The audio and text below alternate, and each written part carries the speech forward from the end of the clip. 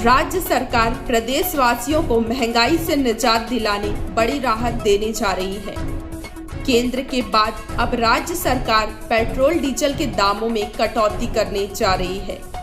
केंद्र सरकार ने एक्साइज ड्यूटी को कम किया है, जिसके चलते राज्य में पेट्रोल 101.44 पर आ गया है, वहीं डीजल 95.46 पैसा है। डीजल के भाव 6 रुपया घटा है, पेट्रोल में 8 रुपया घटा है। और हम तो ये कहते हैं यूपीए सरकार के समय जितना सेंट्रल एक्साइज था उसी दर पे ले आइए। इससे राज्य अभी जैसे 6 रुपये और 8 रुपये कम किया तो निश्चित रूप से हमको जो सेंट्रल एक्साइज का जो नुकसान है करीब 570 करोड़ का हो रहा है।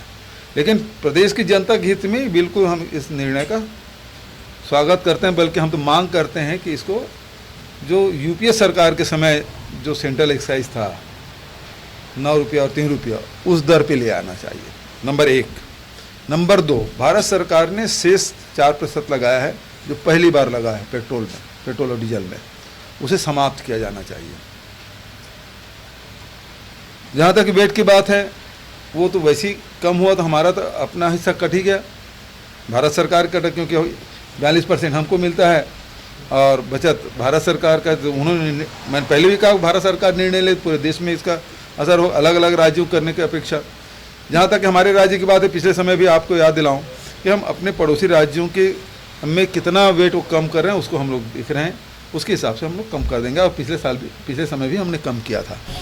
आपको बता दें कि भूपेश सरकार ने पहले भी लोगों को महंगाई से राहत पहुंचाने पेट्रोल डीजल के दाम कम किए थे। राज्य सरकार एक बार फिर पेट्रोल डीजल के दाम कम करने जा रही है। इसके संकेत मुख्यमंत्री भूपेश बघेल ने दिए हैं। जहाँ तक हमारे राज्य की बात है, पिछले समय भी आपको याद दिलाऊं कि हम अपने पड़ोसी राज्यों के में कितना वेट वो कम कर रहे हैं उसको हम लोग देख रहे हैं, उसके हिसाब से हम लोग कम कर देंगे। और पिछले समय भी हमने कम किया था।